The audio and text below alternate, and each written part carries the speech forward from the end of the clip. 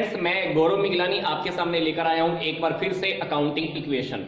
Accounting equation का ये हमारा वीडियो नंबर 6 है। अकाउंटिंग इक्वेशन की पहली 5 वीडियो आपके इसी YouTube चैनल के ऊपर अपलोड हो चुकी हैं, तो आप वो वीडियो जरूर देख लीजिएगा, क्योंकि उन वीडियोस के अंदर हमने ये देखा है कि अकाउंटिंग इक्वेशंस को सोल्व करने की बिल्कुल सिंपल टेक्निक्स क्या है, हमारा अकाउंटिंग इक्वेशन को रेडी करने का प्रॉपर मेथड क्या होता है, प्रॉपर फॉर्मेट क्या होता है। पीछे वाली 5 वीडियोस के अंदर हमने क्या देखा है कि सिंपल इक्वेशंस को, सिंपल ट्रांजैक्शंस को हमने सोल्व कैसे करना है। अब ये जो हमारा वीडियो नंबर 6 है, वीडियो नंबर 6 के अंदर हम कुछ टिपिकल केसेस को सोल्व करना सीख रहे हैं। तो टिपिकल केसेस को सोल्व करने से पहले तो मैं आपको एक एडवाइस देना चाहूंगा कि आप पहले की 5 वीडियो जरूर देख लीजिए, ताकि आप इस वीडियो को आसानी से समझ पाएंगे। तो आपको अकाउंटिंग इक्वेशन क्या कहती है? अकाउंटिंग इक्वेशन कहती है कि एसेट्स इक्वल रहती हैं लायबिलिटीज प्लस कैपिटल की। तो इस क्वेश्चन के अंदर मैंने पहले से ही कुछ आइटम्स अपने आप लिख ली हैं, cash, stock, building, furniture. Liabilities के मैंने 2 पार्ट कर दिए हैं। पहला पार्ट है क्रेडिटर का और दूसरा है आउटस्टैंडिंग एक्सपेंसेस। दूसरा पार्ट कैपिटल को मैंने एज इट इज कैपिटल ही लिखा है। अब ये वाला जो केसेस हम सोल्व करने जा रहे हैं, ये केसेस, ये ट्रांजैक्शन आपको इसी वीडियो की स्टार्टिंग में ही दी हुई हैं, तो आप वहां पर वीडियो एक बार स्टॉप करके देख लीजिए कि कौन सी अकाउंटिंग इक्वेशंस हमको अभी सोल्व करनी है। तो सिंपल सी बात, अब तक हम क्या पढ़ते आए हैं कि बिजनेसमैन जब बिजनेस में पैसा लगाता है, कैपिटल इंट्रोड्यूस करता है, तो बिजनेस क्या कहता है, बिजनेस की नजरों से हमको देखना होता है। ये बात मैंने आपको पहले भी बताई है कि बिजनेस की नजर से देखा जाए तो बिजनेस में क्या आ गया, 2 लाख का कैश आ गया और बिजनेस ने 2 लाख की कैपिटल की भी अपनी बिजनेस में एंट्री करनी होती है। ये लिखना होता है कि मैंने बिजनेसमैन से कैपिटल ली है 2 लाख रुपए की। तो जब बिजनेसमैन सिर्फ पैसा इंट्रोड्यूस करता है तो बिजनेस की नजरों में क्या होता है कि लो जी 2 लाख का कैश आ गया और 2 लाख रुपए की कैपिटल आ गई। हमको ये ट्रांजैक्शन दोनों तरफ करनी होती है, इधर हम कैश में एंट्री कर देते हैं और इधर हम कैपिटल में एंट्री कर देते हैं। पर कभी कभी बिजनेस में क्या होता है कि जरूरी नहीं है कि वो सारा का सारा कैश ही इंट्रोड्यूस करे। जरूरी नहीं है कि बिजनेसमैन हमेशा सारा का सारा कैश ही लेकर आए बिजनेस में। कभी कभी वो कुछ गुड्स, फर्नीचर, मशीनरी भी लेकर आ सकता है। फॉर एग्जाम्पल, बिजनेसमैन ने बिजनेस में क्या किया, 2 लाख का कैश प्लस 1 लाख की गुड्स प्लस 2 लाख की बिल्डिंग इन्वेस्ट की। बिजनेसमैन ने जब बिजनेस स्टार्ट किया तो बिजनेस को ऑलरेडी अपनी तरफ से क्या दे दिया, 2 लाख का कैश, 1 लाख की गुड्स और 2 लाख की बिल्डिंग दे दी। अल्टीमेटली बिजनेस के अंदर क्या आ गया, ये सब चीजें आ गई। 2 लाख का कैश आ गया हमारे पास, 1 लाख का स्टॉक आ गया और बिजनेस की नजरों में ही हमारे पास 2 लाख की बिल्डिंग भी आ गई। और इधर से देखा जाए तो अल्टीमेटली बिजनेसमैन से टोटल कितनी कैपिटल रिसीव की है, 5 लाख की। क्योंकि अगर हम इसका टोटल करें तो ये कितनी हो गई, ये 5 लाख हो गई। तो मैं आपसे यही बात समझाना चाह रहा हूं कि जरूरी नहीं है कि बिजनेसमैन ओवरऑल टोटल का टोटल अमाउंट ही लेकर आए। हो सकता है कि कैश या एनी काइंड ऑफ कैश में भी लेकर आए। तो इसने अभी क्या किया, कैश भी लेकर आया है, स्टॉक भी लेकर आया और बिल्डिंग भी लेकर आया। अल्टीमेटली बिजनेस की नजरों से देखें तो हमारे पास 2 लाख का कैश आ गया है, 1 लाख का स्टॉक आ गया है, 2 लाख की बिल्डिंग आ गई है। तो इन सबको अगर टोटल करूं तो बिजनेस ये कह सकता है कि मेरे पास 5 लाख रुपए की कैपिटल आई है। अब बात आती है कि इसको हम ट्रांजैक्शन के अंदर एंट्री कैसे करेंगे। बिजनेस की नजर से हमको एंट्री करनी है। बिजनेस की नजर से एंट्री करनी है तो क्या क्या एंट्री होगी, ये देखो, 2 लाख का कैश, 1 लाख का स्टॉक, 2 लाख की बिल्डिंग और इधर से हमारे पास क्या आ गया, कैपिटल टोटल कितनी हो गई बिजनेस की नजरों में, ये कैपिटल बिजनेस की नजर में हो गई 5 लाख रुपए। तो ये हमारी पहली इक्वेशन हमारी सोल्व हो गई। जब बिजनेसमैन ने स्टार्टिंग में क्या इंट्रोड्यूस किया, कैश भी, गुड्स भी और साथ में ही साथ बिल्डिंग भी बिजनेस को दी। दूसरी ट्रांजैक्शन है कि हमारा बिल्डिंग के ऊपर 10,000 रुपीज का डेप्रीसिएशन लगा। जब किसी प्रॉपर्टी के ऊपर डेप्रीसिएशन लगता है तो उस प्रॉपर्टी की वैल्यू कम हो जाती है और दूसरी तरफ से बिजनेस की नजर में ये एक्सपेंस होता है या लॉस होता है, कुछ भी मानकर चलिए आप। तो इस लॉस का और इस एक्सपेंस का इफेक्ट किसके ऊपर आएगा, कैपिटल के ऊपर आएगा। क्योंकि बिजनेस ने जब भी प्रॉफिट कमा कर देना होता है तो प्रॉफिट आता है तो कैपिटल के अंदर ऐड हो जाता है। पीछे वाली वीडियो में हमने देखा है और इसी प्रकार से अगर बिजनेस में कोई लॉस होता है तो वो भी कैपिटल में से क्या हो जाता है, माइनस हो जाता है। तो अभी हमको बिल्डिंग के ऊपर 10,000 रुपए का क्या लगाना है, डेप्रीसिएशन लगाना है। तो हमने क्या करना है, बिल्डिंग में से आप 10,000 रुपीज लेस कर दीजिए। बिल्डिंग में से 2 लाख रुपए में से 10,000 कम हो गया, बिल्डिंग के ऊपर डेप्रीसिएशन लग चुका है। कैपिटल में से भी हमको 10,000 लेस करने हैं, तो आप 10,000 रुपीज कैपिटल में से भी क्या कर दो, माइनस कर दो।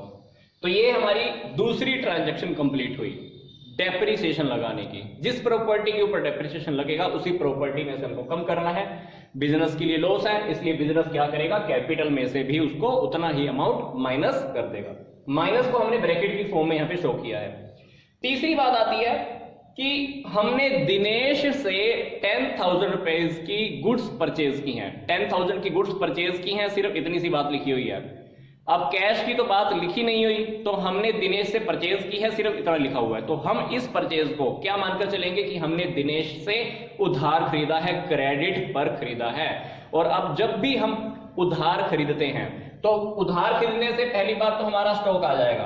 स्टॉक तो आ ही गया, क्योंकि गोडाउन के अंदर हमको माल तो एंट्री करनी है, तो स्टॉक के अंदर 10,000 ऐड हो गया। और उधर से हमने उससे उधार लिया है, बिजनेस ने उधार लिया है, तो बिजनेस की नजरों में हमारे क्रेडिटर 10,000 रुपीज से इंक्रीज होने वाले हैं। तो हमने क्या किया, क्रेडिटर के अंदर 10,000 रुपीज क्या कर दिए, प्लस कर दिए। जब भी कोई बात क्लियर नहीं होती है कि हमने नकद खरीदा या उधार खरीदा, तो हम उसको उधार मानकर चलते हैं। अगली एंट्री है कि हमने दिनेश से ही 20,000 रुपए की गुड्स खरीदी पर इन कैश। अब ये बात क्लियर है कि हमने दिनेश से नकद खरीदा है। नकद खरीदा है तो सिंपल सी बात है, पैसा गया होगा और गुड्स आई होंगी हमारे पास। सिंपल सी बात है। कितने की खरीदी, 20,000 की खरीदी। तो आप क्या करो, 20,000 रुपीज क्या कर दो, कैश में से माइनस कर दो। कैश में से माइनस हो गया, 20,000 की अपनी गुड्स खरीदी है, अल्टीमेटली बिजनेस में आई होंगी, तो बिजनेस में क्या कर दो, प्लस कर दो। तो इधर ही हमारा 20,000 रुपीज का स्टॉक प्लस हो जाता है। 20,000 का स्टॉक हमारे बिजनेस में प्लस हो गया। अगली बात है, सैलरी हमारी आउटस्टैंडिंग है। सैलरी आउटस्टैंडिंग है 10,000 रुपए की। सैलरी आउटस्टैंडिंग मैंने आपको पहले से ही एक वीडियो में क्लियर किया है। आउटस्टैंडिंग एक्सपेंसेस क्या होते हैं, आपकी इसी वीडियो के डिस्क्रिप्शन में आपको दिया हुआ है। सैलरी आउटस्टैंडिंग का मतलब है कि मैंने सैलरी किसी को देनी थी, पर अब तक मैंने उसको सैलरी पे नहीं की है, पर मेरे को अभी अकाउंट प्रिपेयर कर रहे हैं, तो मैं उस सैलरी को कैसे दिखाऊंगा।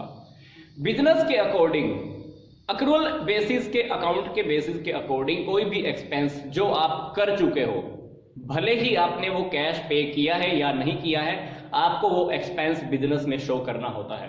तो सैलरी आउटस्टैंडिंग का मतलब है कि मान लो आपने किसी से काम लिया था 10,000 का, वो पर्सन को आपने पेमेंट ही नहीं की अब तक 10,000 की, तो अल्टीमेटली आपका एक्सपेंस तो हो ही चुका है। तो बिजनेस में आपको वो 10,000 रुपीज का एक्सपेंस शो करना पड़ेगा। तो ये एक्सपेंस अल्टीमेटली आपने शो नहीं किया है। आउटस्टैंडिंग एक्सपेंसेस शो नहीं किया है ना अब तक, तो शो अब करना है, पे करना है। तो आउटस्टैंडिंग एक्सपेंसेस बिजनेस की नजरों में क्या होती है, लाइबिलिटी होती है। तो आप लाइबिलिटी के हेड के अंदर यहां पर क्या कीजिए, आउटस्टैंडिंग के हेड के अंदर क्या करना है अपने को, 10,000 रुपीज क्या कर दो, शो करा दो कि हमारा 10,000 रुपीज हमारे बिजनेस में लाइबिलिटी है। क्योंकि जो पेमेंट हमने अभी भी करनी होती है पर अभी तक की नहीं है, वो बिजनेस की नजरों में क्या होती है, लाइबिलिटी होती है, आउटस्टैंडिंग एक्सपेंसेस होते हैं। दूसरी बात, बिजनेस की नजरों में जो एक्सपेंस होते हैं वो मैंने आपको भी बताया था, जो भी एक्सपेंस होंगे उसका अल्टीमेटली इफेक्ट किसके ऊपर आएगा, कैपिटल के ऊपर आएगा। कैपिटल एक्सपेंसेस की वजह से, लॉसेस की वजह से क्या हो जाती है, माइनस हो जाती है। तो यहां पर आपको कैपिटल में से ही 10,000 रुपीज क्या करने हैं, माइनस करने हैं। आप माइनस लिख लीजिए या ब्रैकेट का सिंबल डाल लीजिए, बात एक है। ब्रैकेट या माइनस का सिंबल दोनों एक ही बात इंडिकेट करती है। तो आउटस्टैंडिंग एक्सपेंसेस से क्या होगा, हमारी लायबिलिटीज प्लस हो जाती हैं, कैपिटल हमारा माइनस हो जाता है। ऐसे ही हमारी नेक्स्ट ट्रांजैक्शन है, बिल्कुल सिंपल सी ट्रांजैक्शन है next, fresh capital introduce. Businessman ने बिजनेस में 50,000 रुपए की कैपिटल इंट्रोड्यूस की है। ये बिजनेसमैन का नाम क्या है हमारे इस क्वेश्चन के अंदर, हमारा जो बिजनेसमैन है उसका नाम है सोहन। सोहन ने 50,000 रुपए की फ्रेश कैपिटल इंट्रोड्यूस की। सिंपल सी बात, कैपिटल तो स्टार्टिंग में भी लगाई थी। जब स्टार्टिंग में कैपिटल लगाई थी तो आप क्या एंट्री करते थे, इधर से हमने कैश इंक्रीज करा दिया और इधर से हमने कैपिटल इंक्रीज करा दी। वही एंट्री अभी हमको करनी है। सोहन ने अभी और कैपिटल लगाई है, कितने की लगाई? 50,000 की लगाई। सिंपल सी बात, कैश के अंदर आप 50,000 रुपए क्या कर दो? प्लस कर दो, और इधर से आपकी कैपिटल क्या हो जाएगी? 50,000 रुपए से प्लस हो जाएगी। जो एंट्री हम स्टार्टिंग में करते आ रहे थे, जो एंट्री हमने पीछे की 4 वीडियोस 5 वीडियोस में भी देखी है, वही एंट्री हमको अभी करने को फिर से मिल गई है। अगली बात आती है कि हमारे पास कुछ गुड्स थी, कितने की? 30,000 की। इनकी कॉस्ट थी 30,000। 30,000 की गुड्स मैंने बेची है 50% प्रॉफिट पे। 50% प्रॉफिट का मतलब है कि 30,000 का 50% प्रॉफिट। 30,000 का अगर मैं 50% करूं तो कितना आएगा? 15,000 आएगा। मतलब 30,000 की गुड्स, 30,000 का माल मैंने 15,000 प्रॉफिट ऐड करने के बाद कितने में बेच दी? 45,000 रुपए में बेच दी। पर इसी इक्वेशन में एक बात और बोल रहे हैं कि जो हमको हाफ पेमेंट मिली है ना, हाफ पेमेंट हमको कैश में मिली है। हाफ पेमेंट का मतलब है कि 22,500 रुपए, 22,500 रुपए हमको किस में मिले? कैश में मिले। इसका मतलब है कि 22,500 का जो माल है हमने उधार में बेचा है। 30,000 की गुड्स 50% प्रॉफिट पे, मतलब 15,000 और ऐड करके आपने 30,000 का माल कितने में टपाया? 45,000 रुपए में टपाया है। 45,000 रुपए में से हाफ पेमेंट आपको कैश में मिली है, हाफ गुड्स आपने किस में दी है? क्रेडिट पे दी है। क्रेडिट बोले तो उधार। जिस भी पर्सन को आप उधार बेचते हो वो पर्सन बिजनेस की नजर में क्या बन जाता है? बिजनेस की नजर में वो बन जाता है हमारा डेटर बन जाता है। तो सबसे पहली बात, स्टॉक हमारा कितने रुपए का कम हुआ? 30,000 रुपए का। तो आप क्या करो? स्टॉक में से 30,000 रुपीज, 30,000 रुपए क्या करो? माइनस करो। इस 30,000 के गुड्स को मैंने कितने में बेचा है? 45,000 रुपए में। प्रॉफिट कितना हुआ? 15,000। जब जब बिजनेस में प्रॉफिट होगा कैपिटल बढ़ जाती है। तो कितना प्रॉफिट हुआ? 15,000। कैपिटल के अंदर आप 15,000 रुपए ऐड कर दो, क्योंकि मैंने आपको बताया था जब जब प्रॉफिट होएगा क्या होएगा? कैपिटल हमारी बढ़ जाएगी। 30,000 की गुड्स माइनस कर दी, 15,000 का प्रॉफिट ऐड कर दिया। गुड्स कितने में सेल की? 45,000 में हमने सेल की है। 45,000 रुपए में से कितना कैश आया है? 22,500 रुपए कैश आया है। तो कैश के अंदर आपने क्या करना है? 22,500 ऐड कर दिया। जितना कैश आएगा कैश प्लस कर दिया, और बाकी का क्या रह गया? 22,500 आपने कैश रिसीव नहीं किया है। क्या रिसीव किया है? उधार पे बेचा है आपने। उधार पे बेचा है तो हमारे क्या क्रिएट हो गए? डेटर्स क्रिएट हो गए। तो यहां पे हमको एसेट्स के अंदर एक कॉलम और डालना पड़ेगा। किस चीज का? डेटर्स का। तो डेटर्स के नीचे आप क्या करो? 22,500 की एंट्री डाल दो। ये देखो, सिंपल सी बात, यही सीधी लाइन में ले आना।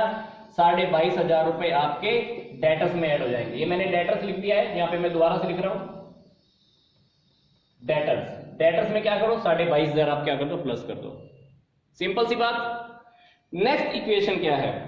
नेक्स्ट इक्वेशन ये है कि 10,000 रुपए का फर्नीचर खरीदा है बिजनेस के लिए, और 5,000 रुपए का 5,000 रुपए का फर्नीचर खरीदा है किसके लिए?